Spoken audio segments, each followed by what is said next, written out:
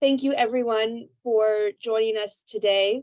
My name is Corinne Tomasi, and I'm the Executive Director of the UF Jean Monnet Center of Excellence. Just a few housekeeping notes before we begin.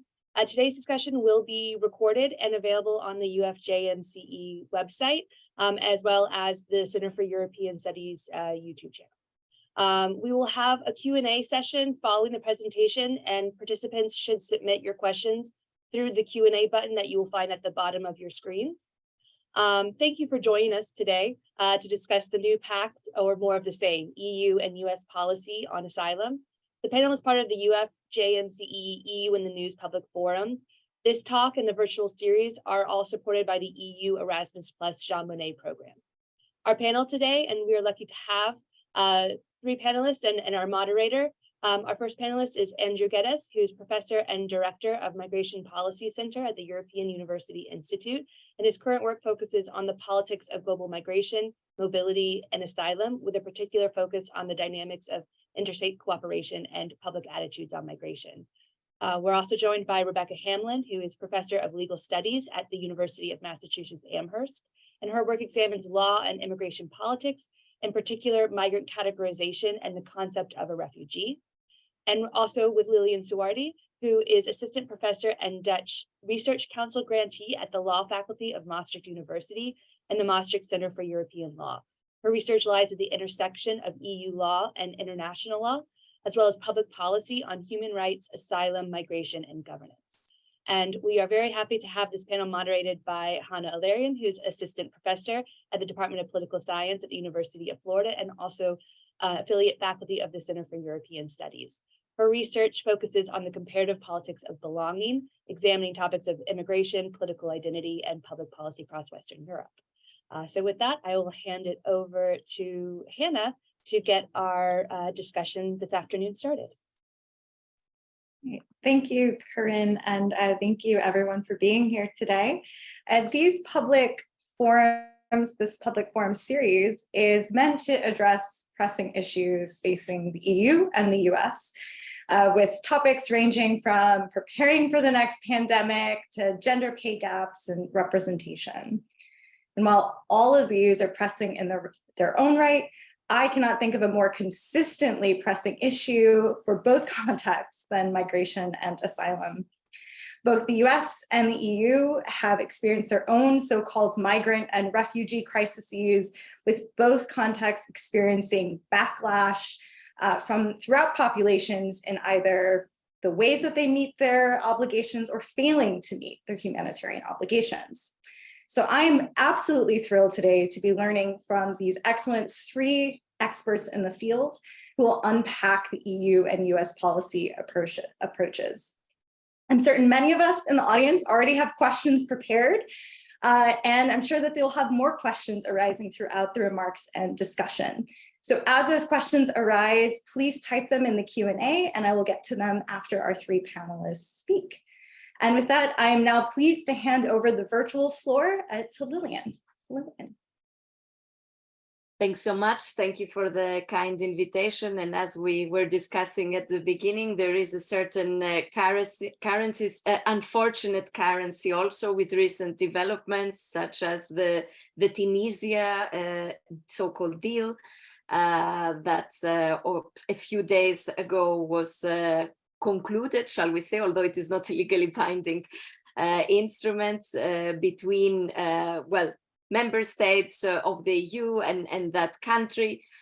Also, the bill that passed yesterday in the UK and has been already the object of comments by, I was reading today already, the UNHCR took a position, and at the UN level, also the Office of the Human Rights Commissioner.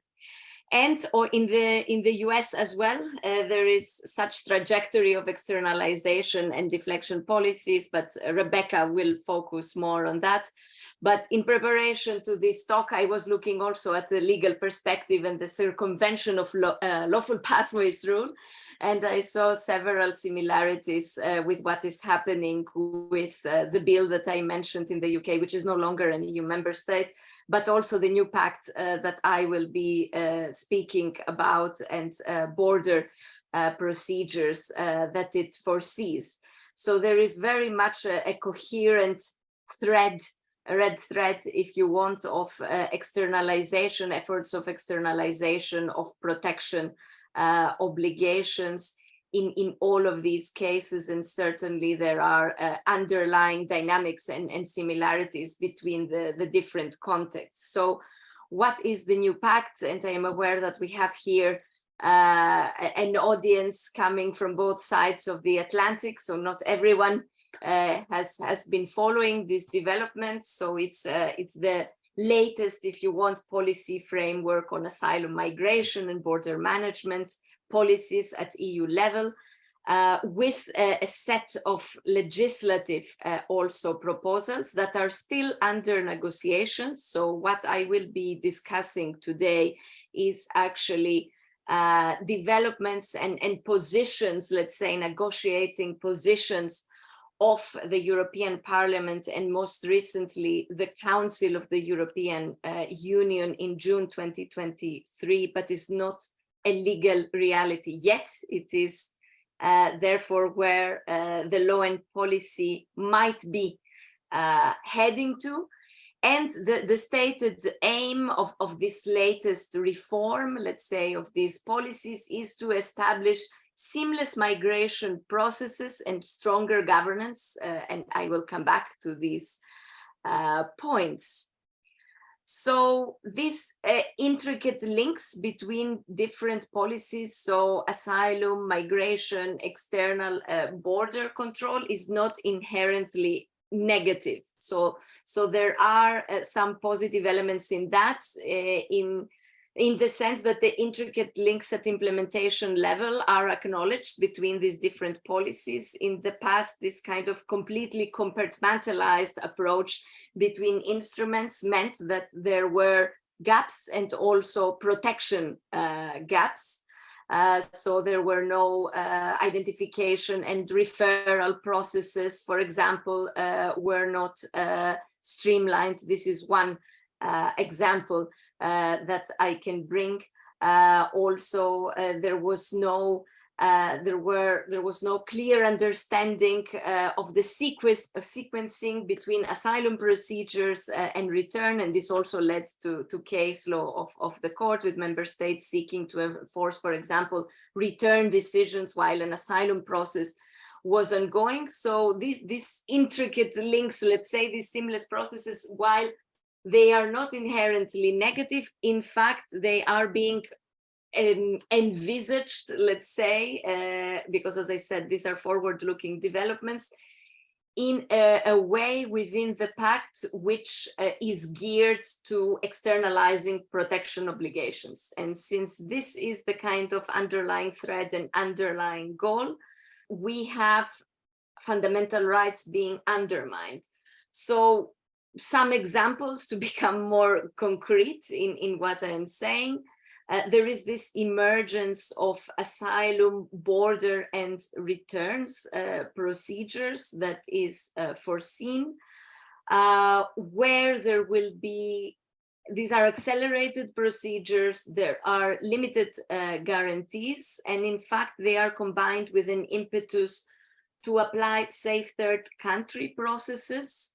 So in a way, it is meant also to prime protection elsewhere, if you want arrangements, with these applications being considered inadmissible, and then in fact a return to such safe third countries, or also first countries of asylum is foreseen. This mirrors a lot developments in the US context, while at the same time the concept of the safe third country itself, which exists already in the EU legislation, has been watered down, the way at least it is envisaged now, with the guarantees being much less than even equivalent to those of the Refugee Convention. So we are going towards a minimization of what makes a third country safe, so as to reflect current reality. For example, the EU-Turkey deal. The whole provision is written in a way that it would make the current, let's say, arrangement with returns to Turkey fall within this framework. And in parallel, so these are some examples from the Pact. I cannot be exhaustive, but in parallel, migration management beyond these legislative proposals is streamlined in EU's external relations, touching several areas such as development or trade, and is also animated through financial, let's say, packages. So the recent deal, quote unquote, it's not any kind of legally binding agreement, it's an arrangement, but it is such an illustration of how migration management obligations are linked with packages of development aid or other funding. So the developments in the Pact follow a broader line, if you want, of how the EU's external relations and diplomacy more broadly is operationalized. So other than that, because there was also a focus on solidarity foreseen. So what about solidarity? Because the gap in responsibility sharing, fair responsibility sharing within the EU has been one of the factors that is linked with the implementation deficits, and also with the failings, if you want, of the common European asylum system. So the vision of solidarity within the Pact is a bit less emergency driven and more structural, if you want, forms of solidarity, more predictable for the member states. But still, the notion of pressure is important in triggering solidarity. So what is permanent, if you want, is a so-called support toolbox. This includes amounts of EU funding. This includes the workings of EU agencies that have been involved also in joint implementation in areas such as asylum processing or external border control. So this is what is permanent, and also to link with what I was mentioning before, actually this permanent toolbox includes cooperation with third countries and diplomacy. So in essence, even almost explicitly, externalization and this kind of migration management arrangements are considered an element of solidarity between and permanent support, if you want, to the member states, because they will regulate the number of arrivals. So things are becoming more explicit. But we also have an additional, if you want, solidarity pool, solidarity toolbox, and there its activation is linked with pressure. That includes actually a number, let's say, of actions. It includes the possibility of relocation, so physical transfers of asylum seekers or of recent beneficiaries of international protection within member states. It includes direct financial contributions. So instead of solidarity, in projects either in the member states or either in third countries. And again, we see this thread of externalization coming in, or alternative solidarity measures focusing on capacity building services, etc. And the stronger governance that I mentioned is linked with the fact that there is meant to be an annual pledging exercise. So this is this is far different than the completely, let's say, ad hoc triggering of solidarity in the past. So while it is connected still with pressure, there are some permanent structures, if you want, such as this kind of high-level meeting and also technical level meeting between member states and the Commission that is to take place in an annual basis, and to ascertain the needs and also to pledge this solidarity contributions. However, this flexible, if you want, nature of solidarity in the sense of the type of the contributions, they are meant to be equal, and the Commission is actually encouraging member states to try to quantify in a way also the other alternative solidarity measures, for example, and how that they should be of equal value.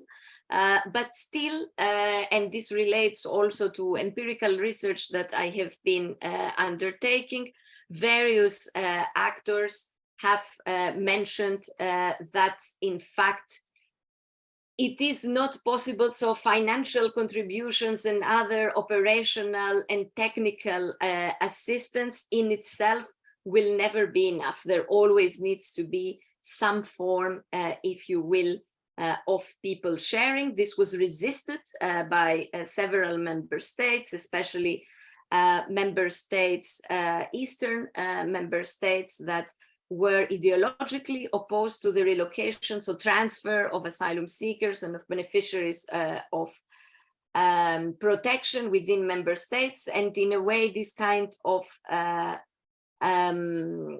amendments, let's say, to the proposals, and this kind of approach is their victory, if you want, and is their footprint, even if they are not yet satisfied.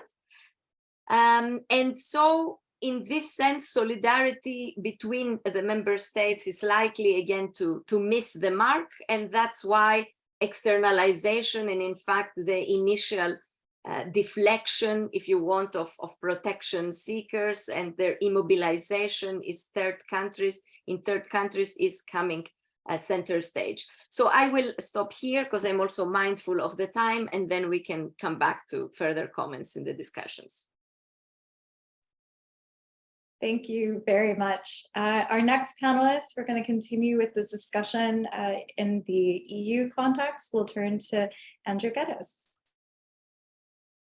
Thanks, Hannah, and thanks to Lillian. It was great to follow Lillian because she's got such a fantastic grasp of what's going on, and I think that kind of perspective is a really useful introduction. I thought I might just, because obviously we're interested in this question of whether things are new or we're seeing more of the same, and I think Lillian has given us a nice introduction to some aspects which may be relatively new in the EU, I don't know how you refer to it, governance toolkit, however you want to think about this, but elements which are clearly consistent with existing approaches. And I think there's also some points of comparison with developments in the United States as well. And I wouldn't claim to be a great expert on the United States, done some research in the past, looking at interstate cooperation in North America, but obviously Rebecca is much better placed than me to talk about that. So maybe try and provide some kind of bridge. And I just wanted to make a series of some really quick points, really, because I was thinking, what is it that underlies the responses that we're seeing in Europe and North America?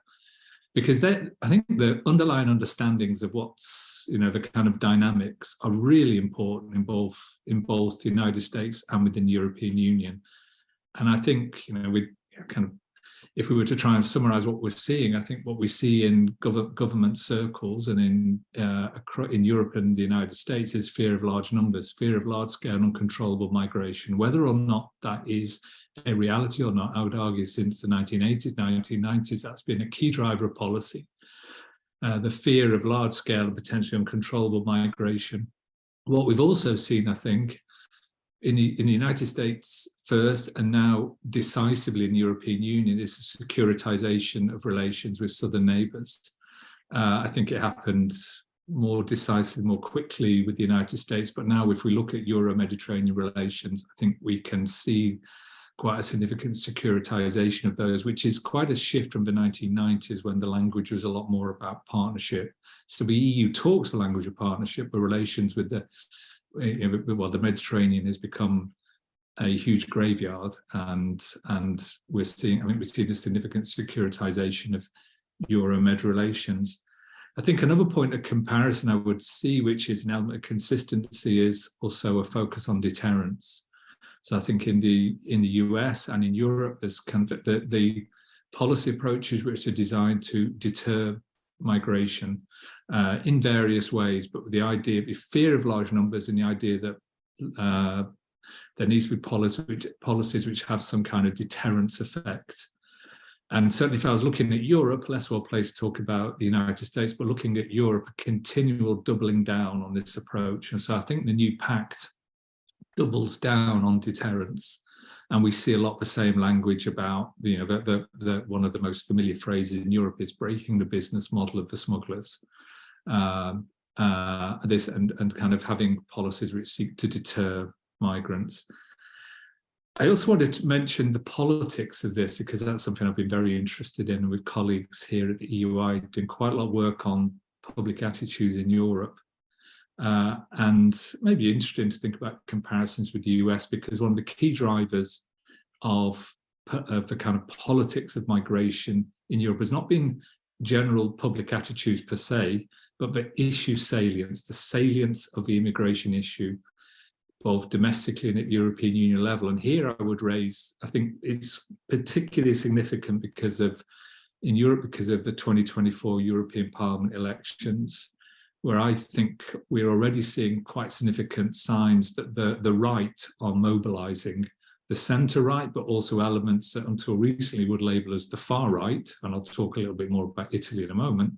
But you know, they're kind of quite significant alignments on the right of European politics before the 2024 European Parliament elections. And I think that could be quite significant, which leads me to the next point in terms of some of the dynamics. So here I'm thinking very specifically within the European Union, where I think what we see is a tension between kind of horizontal linkages at the member state level and kind of vertical linkages between the member states and the European Union. And I think ever since the migration crisis, part of the problem with solidarity has been that there has been kind of competing pressures. And so rather than the search for common solutions through vertical links to the European Union, what we see is the kind of fragmentation of the member states into different kinds of groupings. So after 2015, for instance, in Europe, we saw the so-called Visegrad group. So that's Czech Republic, Hungary, Poland, Slovakia being very resistant to solidarity within the European Union, sharing of responsibility for asylum applicants. I think what we now see in relation to the new pact is a pivotal role of the Italian government, which is, I think, really interesting because the Italian Prime Minister, Giorgia Meloni, only a couple of years ago led a far-right marginal fringe party that was calling for a naval blockade.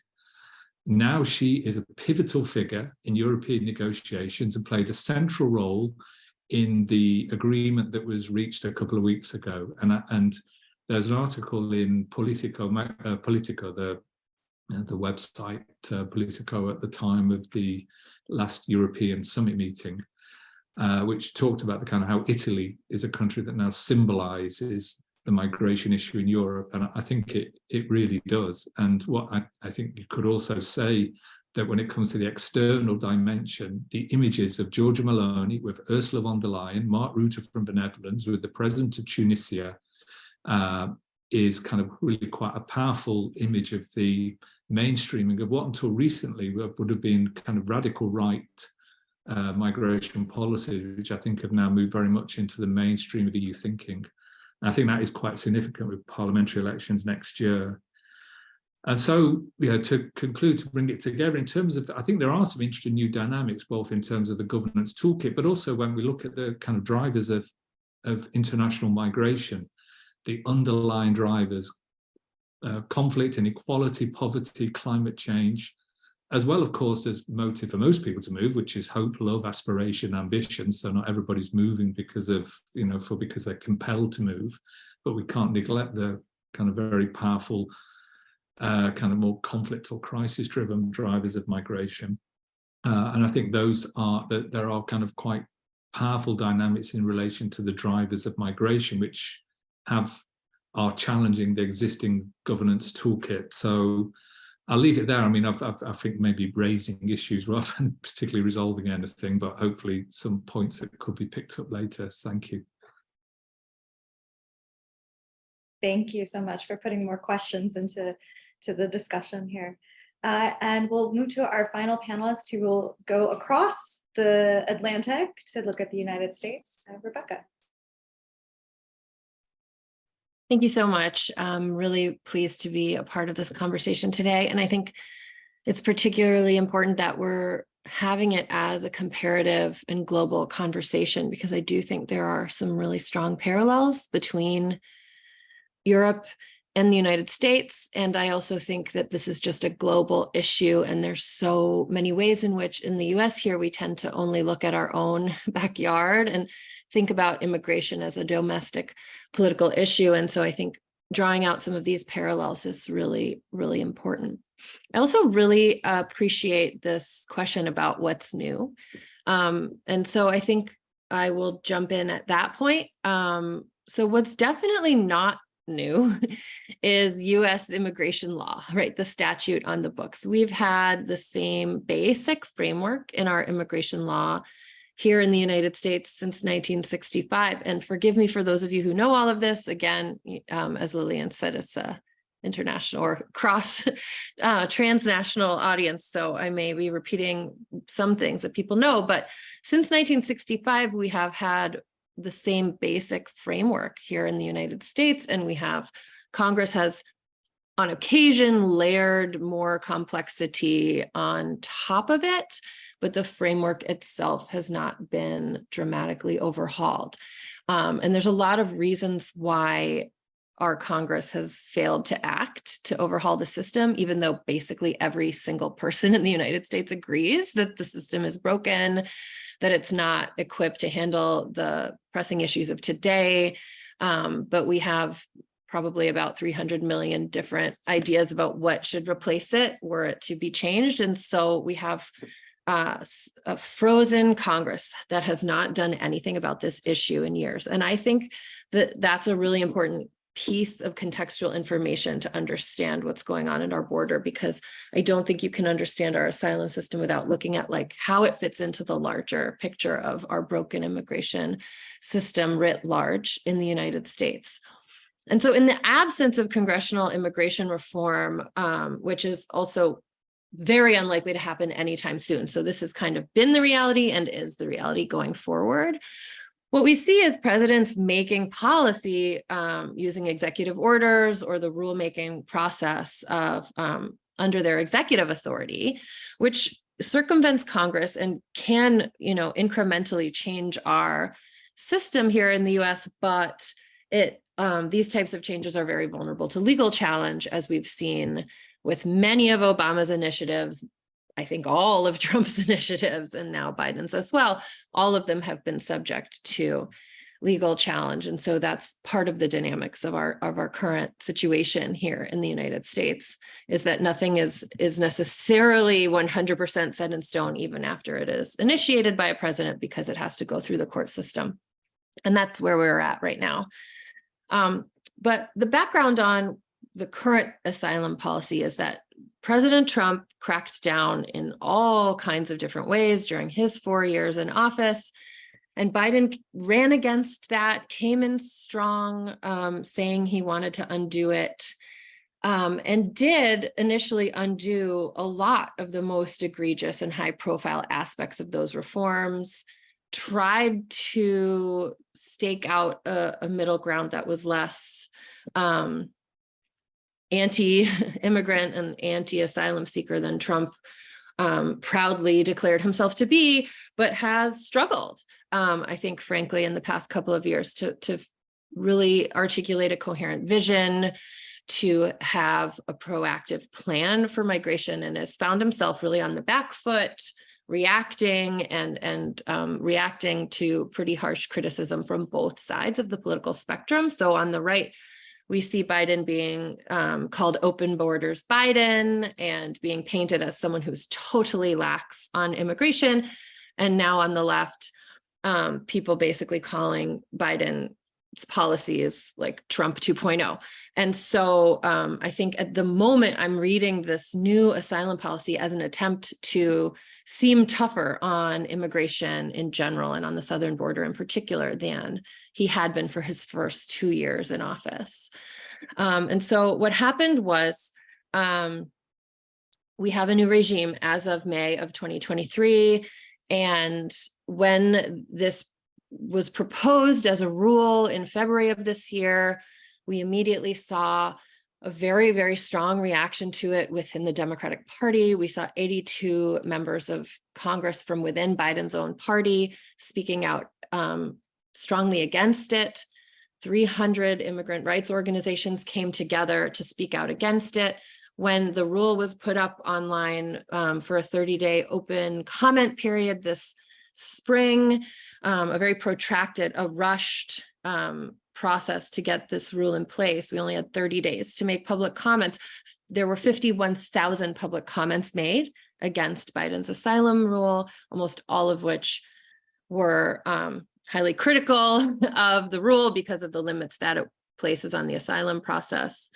Now that it has been released as of about 8 weeks ago, the United Nations High Commissioner on Refugees, UNHCR, has spoken out quite strongly against it, more so than I've seen in a long time, saying that there's aspects of this rule that do go against our obligations under international and our own domestic asylum laws. And we've seen the union of asylum officers here in the United States also speaking out against it and agreeing with UNHCR that this rule has a lot of problems.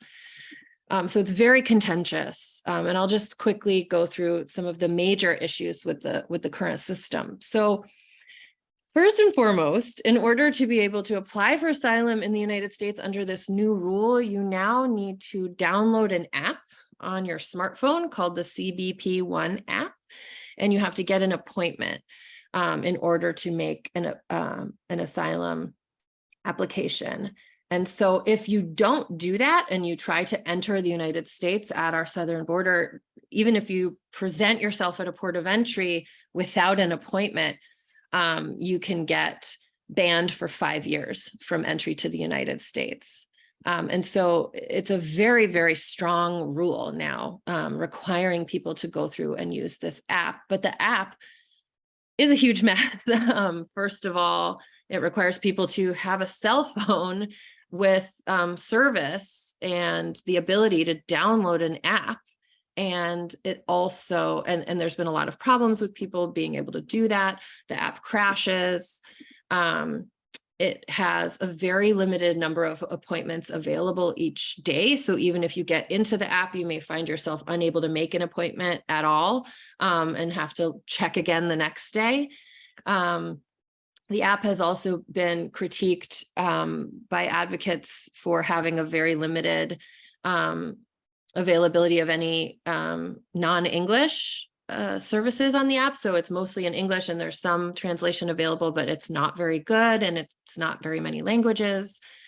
And the app has also relies on facial recognition software, which has been shown to be much lower functioning when it comes to dark-skinned faces, which obviously is a huge problem for the system. And so the app itself has been subject to a lot of criticism. But beyond the app, there's restrictions on eligibility. Even if you make it through and you get your appointment under the new rule, if you've traveled through a safe, what's considered to be a safe third country without applying for asylum, you may find yourself ineligible for asylum. And the other big concern that a lot of human rights groups have raised about this new policy is that it seems to have been quite effective in keeping people on the other side of the border. So deterring people from taking the risk of trying to enter without an appointment. And so it really is a metering system that limits the number of people that can apply each day, keeping the problem at bay on the other side of the border.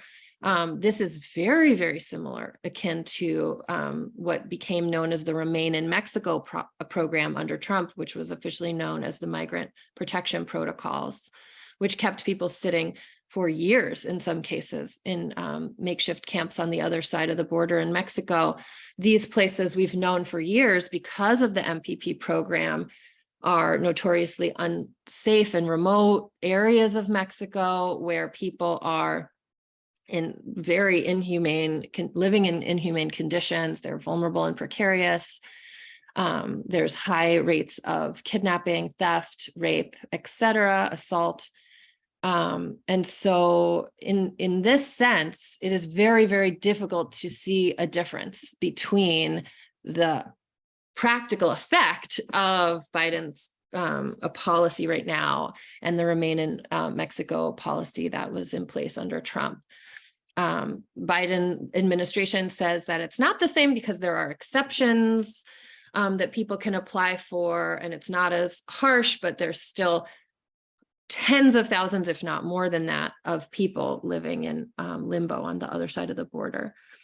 It's also important to understand that there's very, very little assistance going to these people from either the Mexican or the United States government. And so humanitarian aid to people waiting at the border is inadequate and it basically relies on charitable organizations to do it, which are stretched very thin. And there's been a lot of documentation of all of this. Recently, a coalition of human rights groups like Amnesty and Human Rights Watch reported that this is essentially an asylum ban. And they also commented on family separation that's occurring as people get scared of continuing to wait and send their children across the border unaccompanied in the hopes that they'll be treated differently, even if they don't have, or they'll be welcomed even if they don't have an appointment. So just in the last few seconds, I'll just say this program is currently being challenged in court, as all executive initiatives are these days. And the last thing I'll just say is also that I think there's really strong parallels, and maybe this is a good segue into the Q&A, but as Andrew already mentioned, I think there's in both the EU and the US has been a right-wing populist turn against migration in general, which is influencing these policies. As with the EU, the US policies are characterized by a heavy focus on deterrence, exclusion, and externalization, a heavy use of transit states such as Mexico as buffer zones with very little humanitarian oversight. And tensions, another parallel I was thinking about is there's some parallel between the tensions between border states and interior states. Obviously, US states and EU states are not the same types of political entities, but I'm happy to talk in the Q&A about the ways in which the Texas Governor Abbott has taken matters into his own hands in some really scary ways. And then finally, just throwing this out in case there's interest in the Q&A, I think in both the EU and the US, there's a general lack of willingness to discuss the true root causes of why so many people are taking these risks and putting themselves in great danger for the slim chance of asylum in either the EU or the US. So I'd be very happy to talk about any of those things in the Q&A. Thank you, Rebecca, and again to Andrew and Lillian for those really illuminating and thought-provoking introductions and discussion for our discussion. As a reminder to everyone in the audience, please type your questions. No question is too small or too large for us to discuss, so please type those in the Q&A and we will discuss those as they come up. There is, I think, I was going to ask a question, but I think Rebecca's question lends really well, or a discussion here lends really well to our first question in the Q&A. Which is bringing back to Andrew's points of the far right mobilization, specifically in Italy, and how we're seeing this, or if we are seeing this transcend beyond the national to supranational or international governance. So I'm going to leave that as a really broad question here. So I'll read the question as typed in the Q&A. Taking into account the in-depth thought of Andrew relative to the opposition of Giorgia Meloni and Matteo Salvini in the candidacy of Carol Rackete for the EP elections, and meanwhile mentioned her definitive acquittal by the Court of Cassation. So I'm going to click answered live here so we can all see the question. And if anyone has a response or would like to elaborate a little bit more on this far right movement here in response to migration. Go ahead, Andrew. First go if you're interested, because I suppose I raised, is that, well, I suppose in the, sorry, now I see the question. That always helps, doesn't it? Yeah, so thanks for the quote. I don't actually realise a little separate box for them, so that's much easier. Yeah, because I think that's it's a really good point. I mean, I was thinking about the European context, but obviously the US presidential elections as well next year. I'm not sure where immigration stands in terms of salience, but I think one of the underlying dynamics here, as I mentioned earlier, is issue salience. If you look generally at attitudes to migration in Europe and North America, you see they're relatively stable over time, but what varies is issue salience, the level of public attention attached to the issue. And we're certainly seeing an increase in Europe quite significantly. It's becoming quite a high priority concern across the EU. And you could argue about, obviously, the media framing is playing an important role in that at the moment, and the focus on irregular migration.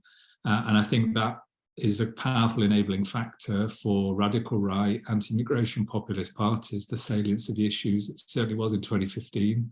And I think Italy symbolises this, because the way in which a party, as I said earlier, that was a fringe, radical, far-right party, is now the dominant party in Italy, and also a pivotal party in European negotiations. Giorgia Meloni has become a very rapidly moved from the margins to the centre of EU debate about migration, alongside Ursula von der Leyen in Tunis, sealing the deal with the Tunisian authorities. So I think that's, yeah, and policy, the policy prescriptions that have been advocated are quite narrowly focused on border controls, and a lot of the language, because I can see, I follow the Italian debate obviously quite closely, living here.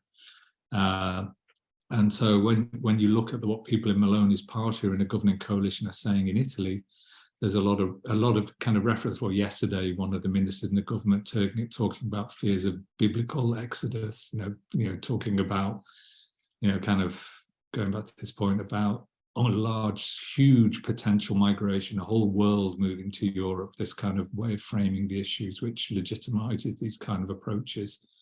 So I'll leave it there if that's of any use. Thank you. A question I had in listening to all of your discussions and to your answer as well, Andrew, there, something that came up in your presentation or your discussion was this fear of large numbers. And this is something also that Lillian touched on about this minimization of what might make a third country safe and who is really a third country. So my question for all of the panelists is, are these different contexts trying to solve the same problem, the same type of migration flow problem? And is the flow, where the flow is coming from, is that changing or affecting the policy in any meaningful way? And I'll say Lillian, Andrew, and Rebecca in that order, just to make it a little easier. So coming again from the European context, because you mentioned specifically if it also makes a difference where the flow, if you want, although I'm not a big fan of liquid metaphors, so where those arriving are coming from, I would say that we saw a real large scale, let's say, illustration of this in the EU, and this has brought also very intensely and to the forefront discussions about the role of race, for example, in and religion, etc., in European asylum policies and politics, because we saw a completely different approach to the large-scale displacement of those fleeing armed conflict in Ukraine, with, if one juxtaposes, let's say, arrivals during 2015, 2016, with those being displaced from the armed conflict in Syria. So if one thinks, let's say, of the, because you also encourage us to look at underlying factors. So I would say that we do see that there is also, if you want, issues such as race, cultural affinity, religion, also have a part to play in policy responses, in policy discourse. And this became quite obvious with the difference, let's say, in treatment and in responses in this context within Europe. There are some formal, if you want, legal reasons that, for example, there was a visa-free regime with Ukraine and that it was easier to move. But political will has also a lot to do with it. So there are, even indirectly, also Rebecca mentioned through the facial recognition, the issue of race within the app. So we see that there is another layer, let's say, in these discussions that is now becoming more and more apparent, also through populist politicians who proclaim also more openly their racism, I would say, in different, let's say, instances, but also within mainstream politics, there is this tension around culture, religion, race, is becoming more apparent. Thank you. Andrew? Sorry, maybe if Rebecca went first, because Lillian kind of made some kind of points I would probably have made, so I'd probably just be repeating. So maybe if I had anything extra to add, I could come back in again. Absolutely. Rebecca, anything to add?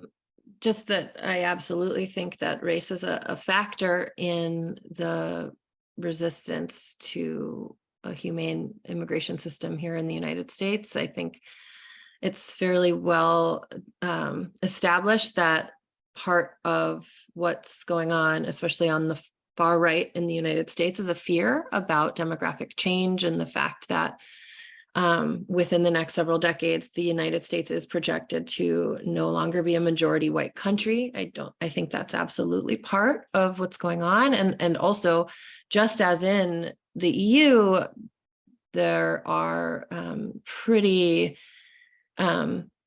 indisputable public opinion polls about differences in attitudes towards different types of arrivals. So, for example, I recently participated in a study that contrasted attitudes to Ukrainians with attitudes towards people coming from Latin America or Africa to the United States. And indeed, people are much, much more open to the arrivals of Ukrainians, all else being held equal. So, yes, in short, I think it's a big part of it. Should I also answer this question here about the Texas governor? I don't know if. Yeah, let's jump in. And the question in the Q&A is if Rebecca would like to elaborate on the Texas governor, how they deal with immigration.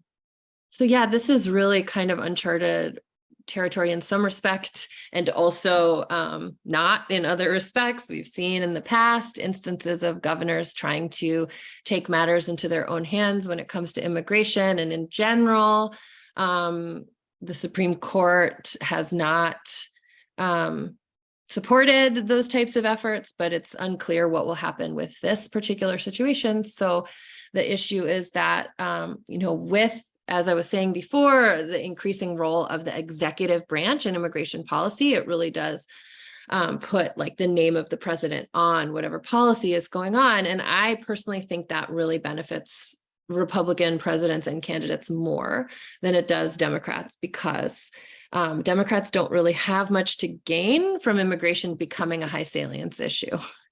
It's a complicated issue. There's no good or obvious solutions. And anything that's seen as being humane is often criticized as being, soft on terrorism or completely without consideration of security concerns. Whereas Trump, I think, gained a lot from making immigration a more high salience issue. And I think that's a lot of the explanation of what the Texas governor, Abbott, is doing, keeping this issue in the spotlight. And so he's done a number of things, including sending Texas Rangers or Texas state troopers to the US-Mexico border to patrol it themselves. Just this week, there have been some pretty shocking revelations about the behavior of the Texas Rangers at the border, accusations that they have forcibly returned people who were trying to cross back into the water, leading to several people drowning, and refusing to provide medical assistance to people who are dying of dehydration in the extremely strong heat wave that we've had recently here in the southern United States. So some very, very concerning border control action on the part of a governor there.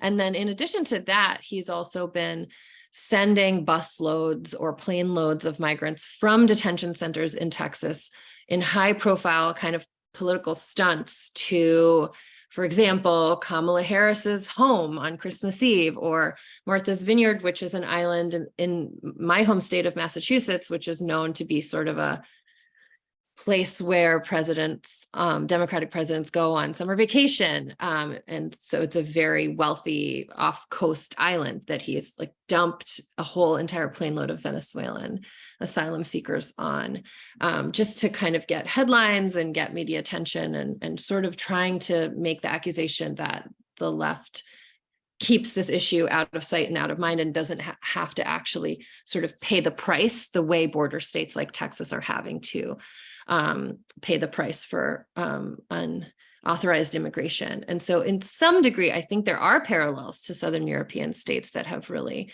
felt like they've been hung out to dry on this issue, and that Northern European states don't really understand how difficult it is to be on the front line of this. But in other ways, I think it's much more about presidential politics here. Whether Abbott is running for president or not isn't clear, but he's certainly helping run against Biden, if that makes sense. Thank you. And we had a question sent to me by our very own Corinne, and so we're trying to get that into the Q&A so you can see it as well. But for now, I think what she's going to do is send it to the panelists she had questions for directly, and I'll just read it to begin the conversation. So she asks Lillian Andrew about EU institutions' ability to hold Salvini to account on basic EU roles and how to process asylum seekers. So she was thinking here about the call for the Commission to open investigation into refugee pushbacks by Greece, and following the New York Times video and reporting. And she has similar questions for Rebecca on what the US federal government can do about state decisions. And I think since Rebecca, you're unmuted, I'm going to go to you first, even though I ended with that. It's not really clear what can happen. I mean, part of what seems to be clear about these convoys that have been flown or bused places is that has happened with the assistance of federal agents. You can't fill a bus filled with people from a detention center, a federal detention center, without at least some knowledge and complicity of those federal actors. And so I think the issue becomes more complicated when you realize that the federal government is a complicated thing with many moving parts, and it's not all acting together as a unified front. And it's also not clear that Biden really wants to get into a like really public power struggle with the governor of Texas right now. And so what is legally possible versus what's politically or practically possible, I think are two different things. Andrew or Lillian, any responses regarding the EU? Maybe Lillian would like to go first on this one. I think it might be more her thing, but I'm happy to follow. There is a legal component on the means. I think a reference is being made to the what we call in the EU jargon the infringement proceeding, and that is a process that the Commission initiates. There is on a first stage diplomatic exchanges with the member states on the violation, and then it can lead up to a case before the Court of Justice should the Commission decide to take things there. But what the question is really pointing at, I think, is the reluctance of the Commission to pursue such actions when it comes specifically to the issues of the pushbacks in Greece. And here, yes, formally legally, there is nothing that can be said, because it does lay in the discretion of the Commission, even when there is a violation. So there isn't an issue of just, is there or isn't there a violation? And from the moment that there is, it should be pursued. But thinking also of why the Commission might be choosing not to go down this path, so moving beyond the legal, I would say that the fact that the Commission is also much more involved in the implementation stage of things. It is, for example, in Greece, kind of heading this interagency cooperation at the borders, and has this double supervisor coordinator role. I think that it complicates, let's say, its decisions also on the enforcement side. So in a way, the institutions are getting, in terms of administrative governance, new roles. So other than its role of the guardian of the treaties, the Commission is much more involved on the operational level in the implementation. And in this sense, it makes it politically also more difficult for it. So not legally, I'm not referring to a change in the treaties or something that has happened legally, but it makes it politically more complex to pursue these procedures due to its multiple roles. Could I follow up on that? Would that be okay, Hannah? But just because I think, as a non-legal specialist, I think Lillian's got to the heart of the issues there. But I just recall that when, 20, 30 years ago, when European cooperation was developing, one of the rationales for it on behalf of member states was actually to kind of avoid some of the accountability they're encountering at national level that can move to European level, where accountability patterns are weaker. Now, what we've seen is those attempts to put in place stronger accountability mechanisms at European level through the 2000s, 2010s. And now we're seeing member states trying to escape from those. So we saw this kind of escape to Europe in the 1990s, member states avoid domestic controls. And now we're seeing almost like an escape from Europe through externalization, extraterritorialization, and also the role of EU agencies, where also there's, accountability can be more difficult to secure. So I think we kind of saw this escape to Europe in the 90s, and now we're almost seeing this kind of in member states looking to kind of avoid some of the accountability mechanisms that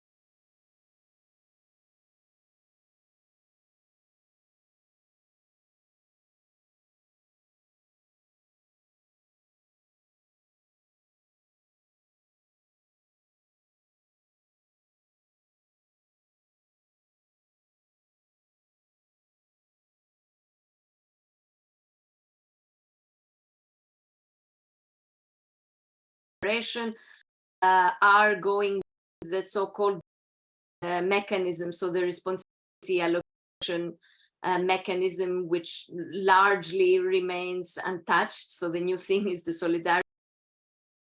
So on the one hand, this creates a disincentive, I would say, because actually now even formally, arriving migrants would be part of the allocation of the border members that conducted the search and rescue operation, because they would have been, this would have been the way the first country of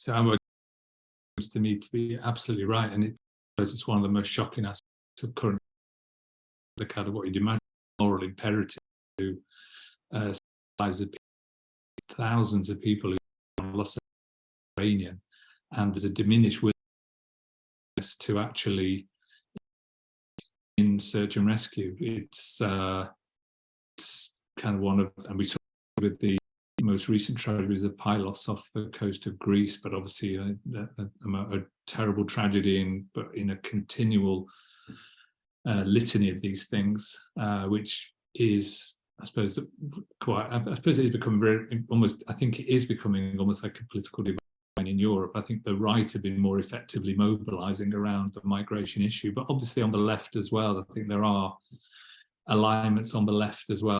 Somebody earlier referred to the candidacy of Cara Raquette, who became famous for her efforts to challenge the draconian policies of Matteo Salvini when he was interior minister in Italy.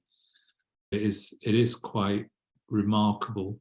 And there was some research recently by a scholar at the University of Essex called Federica Genovesi, which was looking at public attitudes towards search and rescue. And it was showing that the kind of a more distant graphically the boats are from the shore, the less kind of empathy is with those on board. So the more the kind of the policies which actually prevent boats from kind of becoming within sight of European countries are effective in kind of reducing levels of public empathy for the people on board. And it was quite remarkable. So if anyone's interested, looking at the article by Genovese is kind of depressing, but goes to this issue, maybe some of the underlying issues around empathy for people in these life-threatening situations. Thank you.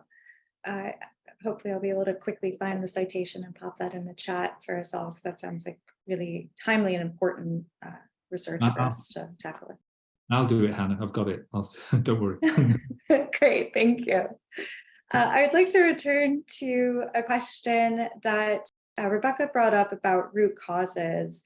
And we've talked a lot in the discussion so far about externalization of the border. What have these contacts and these policies, what are their approaches to working on the root causes that force individuals to seek asylum in the first place? And since this is a question that Rebecca brought up, I'll start with Rebecca.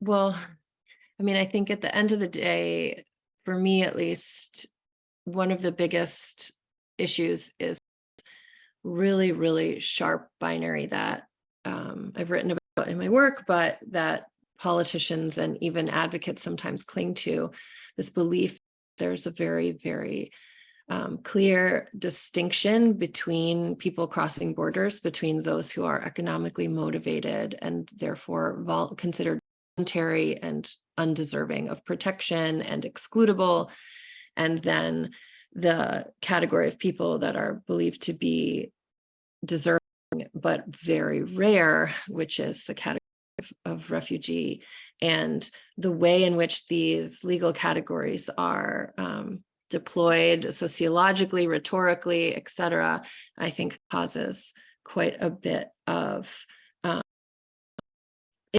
it relieves us from having to have a lot of the very conversations about what are, when I say our, I mean wealthy, receiving states in the global north what responsibilities we have to people who may or may not officially or legally ever qualify for protection, but who are clearly putting their lives on the line in order to try to access the territories of these states.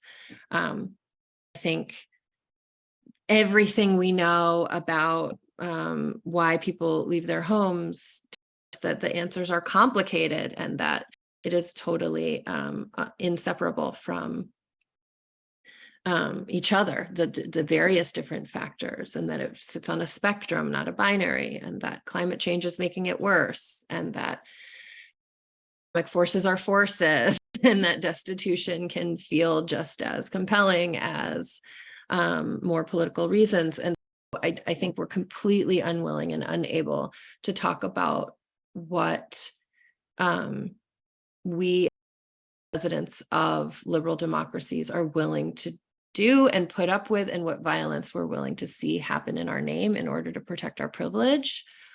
And I think in both the EU context and the US context, legacy colonialism are non-starters, right? We don't talk about patterns we see and why people are coming from one particular set of countries to another, both in terms of long-standing colonial legacies, in terms of European empires, but also more recent of American imperialism, neocolonialism, corporate colonialism, and development and aid policies that have led large portions of the global South to be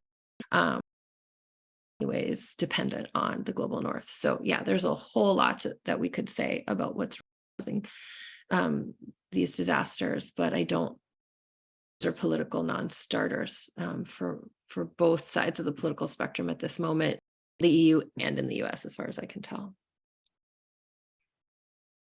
Thank you. Go ahead, Andrew. Just very quickly, because I think, what Rebecca just said, but also the same, one of the interesting dynamics, I think, in European countries at the moment is quite high levels of immigration. So while the Italian government is sending very strong signals about stopping irregular migration, announced very significant openings to new labour migration, quite a large opening to new labour migration, because Italy's population is projected to decline very significantly. It's an ageing population, there's a structural reliance on migrant workers. The UK left the EU primarily because of migration, but migration to record levels with more than 600, a net migration figure more than 600,000 announced recently. So I think that the kind of dynamics in Europe, I suspect also in the United States, is the migrant labour in key sectors of the economy, the way in which that can also fall into the kind of shadow or informal economy and lead to exploitation of workers who are in those sectors. But I think that certainly, but in some countries in particular, the scale of population decline is very significant, and the existing reliance on migrant work is already significant. The future need for migrant workers is also significant. I think it is interesting the way that I keep talking about the Italian government, but I think it's in other countries as well. But the fact that very significant to new labour migration has occurred in Italy, and maybe also because of the political and electoral dynamics as well, the power of business interests in the north of Italy pressing for more labour migrants because of the kind of the need for workers. But I think the issue in Europe, and Europe basically is pursuing a stop migration policy, and one of the things it needs is a migration policy. And the European Union is really not it's not really in a position to develop a migration policy, because competence is really focused on asylum irregular flows rather than a mission policy, which is a matter for the member states. I think that's quite an urgent issue for many EU member states, but at the moment it's very ad hoc. Lillian, would you like to add anything to the root causes question? No. Okay, great. And then we have one last question for all of our panelists. And then also in responding to this, if there's any concluding statement that you would like to add on here as we end our discussion. So Gemma says, thank you all for your great contributions to this complex topic. just two questions. First, whether migration politics has exposed an inability for democracies to uphold the very values on which they are founded. And second, asking about the idea of securitization and externalization of migration policy, whether this reflects a lack of will in Europe to be the global actor, in quotes, that it states. Answer live, and any order that you would like to respond. Perhaps we can start with Lily. Yeah, Lily. maybe I can jump in since I didn't contribute it in the previous one. So I would more focus on the second limb of the question. So I would say that the EU actually very much sees itself as a global actor, just not a global protection actor. So it's there is, from a Euro, of course, one can critique this self-belief of the EU, but from a Eurocentric approach, actually, the EU, I believe, considers itself that it is even more active in the external dimension, including on migration management issues, but in general, that it proactively tackling, let's say, these issues and bringing third countries to the table. So success is a bit in the eye of the beholder. So it is certainly not becoming a global protection actor. It is very much considering that it is successful and that it is becoming a cogent, let's say, at least regional global actor, including and weaving these migration management considerations in its broad external relations.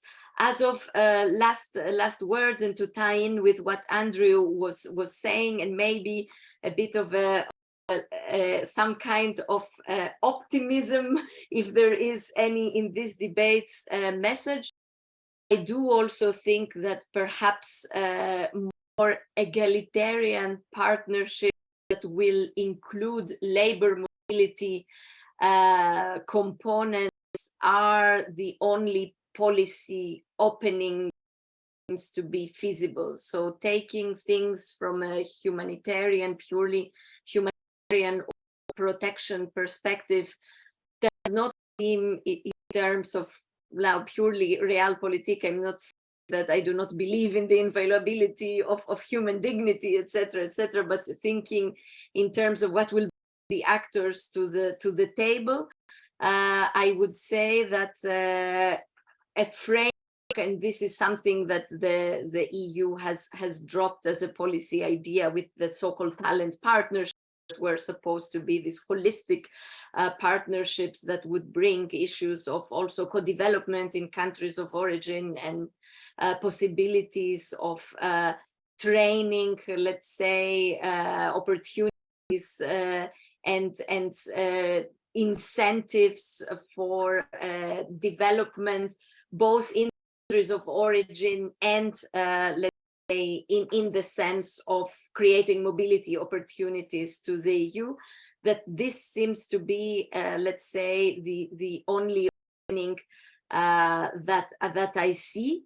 But of course, it shouldn't also be completely open and poisoned by this kind of externalization, securitization debates, but be more, let's say, move from a completely centric framing and bring also both the third countries perspective and also interests, opinions, but also the ones of migrants at the table. So this would be the way forward that I see, where also protection considerations may also come into play in this kind of holistic partnerships, of course, provided not completely overtaken by a securitarian, let's say, purely centric framing. No, it's a really great question that Gemma asked, and I suspect she's got her own answer to that question. But in a way, it's, you know, that first question is such a great question, talking about the values, but think that's actually the root of this, because it's kind of contestation of values, the meaning of values. I think that's at the root cause of the kind of contestation of the migration issue, and the relationship of migration to liberal democratic states, but states that through their history and their relations with the states have been extensively involved in precise kind of international relations you talk about in your second issue. And I think it's such a great question, but it's almost, I think it is something that at a very fundamental level touches upon such basic issues around values, which define people's relationships and their understandings of democracy, the state, and of international relations. And so I don't think that the kind of this idea that having an idea of the values on which they are founded. I think there's quite a lot of contestation around the values on which these states are founded, and then that leads into the second question. That's why it's a really great, and it hits upon a really important issue. That's kind of, but I think it's at the level, it's at the root of the contestation that we see. Some as governments, as Lillian has pointed out, may see these interventions as entirely consistent with their values and their understanding of the state and democratic politics. Thank you. And Rebecca. I don't know if I have too much to add to what I just said. I agree with him very much that I think, and this is why I find this issue so endlessly fascinating, even while it's so heartbreaking, is I do think it's at the end of the day about the biggest questions that can be asked about a democracy. And I think both sides, or all sides, clearly feel very strongly that they are defending the most important values that are at stake. I guess I'll just say, as by way of a concluding remark, that one of the things that I just really try to guard against in these types of conversations is to conclude with the idea that asylum is dead. We've been saying that for 30 years. People have been saying that for 30 years. I don't think that asylum is dead. The idea of asylum can be deployed whenever it is convenient and useful to deploy it. I think that, also following up on something Andrew said earlier, it's not no will or openness to take in new people, circumstances and situations when that's seen as beneficial. We saw it with Ukrainians, we see it with labor migration. And so I think that it's important to understand that asylum has been, and probably always will be, a contingent tool in the toolbox of powerful states. I don't think it's going to completely disappear anytime soon. That does not mean it will ever be a universal commitment in the way that, we've given lip service to, but have never actually seen realized in real life. Thank you. And I'm going to hand it over to Corinne to conclude, but I just want to say thank you so much for your time and for illuminating this really fascinating discussion. Yeah, I just honestly quickly wrap us up, just second what Hannah said, to say thank you to all of our panelists for a fascinating discussion. Continue on for hours, days, years, as we tackle what is sometimes what feels like an impossible topic. But and also thank you so much to Hannah for moderating and leading us through the discussion and the Q&A as well.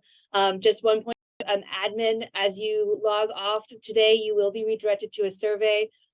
Really appreciate it if you could complete the survey. It does help us with our grant to continue to offer wonderful programs and panels just like this one. So thank you everyone that joined us today. We appreciate you taking the time to listen and have this discussion. Thank you to Lillian, Rebecca, Andrew, and Hannah as well. We appreciate your time and your expertise. So thank you everyone. Have a great rest of your afternoons, evenings, summer holidays. Thank you. Thank you. Bye.